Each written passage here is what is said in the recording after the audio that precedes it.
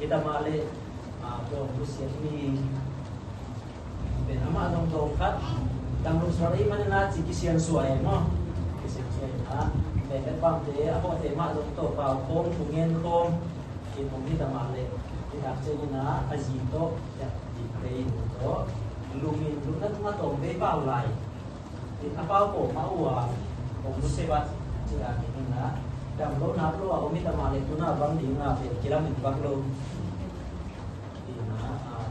na bang punta ko ina enzo kila min lo yung kung to nang kisalay to be de nang kilay leji na bang na so kita ada kita to na ite na to aku de ite na masuk na tak masaknya di atas lawan masaknya di buat hampir piula so kita jadi na Singapura pun yang boy ama penama ko kay main na so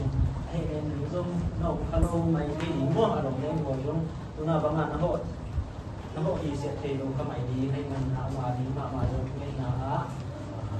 sa pula so chapro na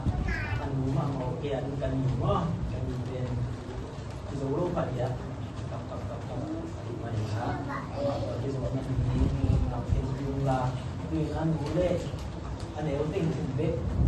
Kita umum kayak mana mau masuk kopi sama madi, dengan kopi sama madi lain nak. Kalau siap bermain nak ini ngatak, ngesak mau ngesak lagi dua. Dengan ngambil piula, tu bikin dua naik tengah naute, itu rupai, jangan akan ada mau. Karena mau tuan tinggal malam mungkin kawan tiba amat tuan pun saka kita nak kita semua kata om kina yang satu uji tuan satu nasi bincin kalau kita cina ide na turun ide bantu kayak malkat kim dina kanilo pin mainan satiun jika umumnya satu bagai telepon pilih kopi apa yang malkat hidupan kamu jatahin dengan anak mungkin ada yang alamin lo pilih itu alu ping itu alu kamu tidak male tidak naik lo mo karena kat deh kamu tak pilih lah itu saya baca pilih lah tulis tadi memang mau pilih deh sih ilmu mulai kemarin itu ini apa siang ngerna di lokten pun kita male kita ngahe ngahun dia tempat melakukan pengesahan kami naik mengawal membayar mengki porti siapa yang berde kita le kita le kita punah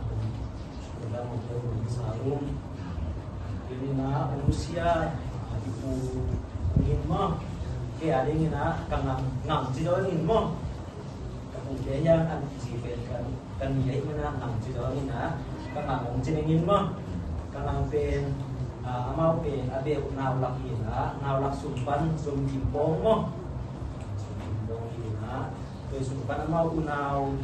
na apat na laka pasal ama be ina au pen ingin luan sing ina token tua mo tua kafe biasa ina biasanya ni na pen di kan ama song di mahina be katabe siya hampi ibisi siya ina mo gabi kerja umna tuna usia ingin sidangin ina alina ibok siya ina itu nga sudah kama atang rumah ina ang ana nuway dakan nuway ama kay kat ito na Kung usia itinini sangkanya na apiyang inauke amaw anunta sangi ay na open sa ibo ini na ali na pen yang dia dengan yang na tidak akan seperti apa pasti na pen ya ina ali na pen jingway siang hina tidak akola sangka mo ang natin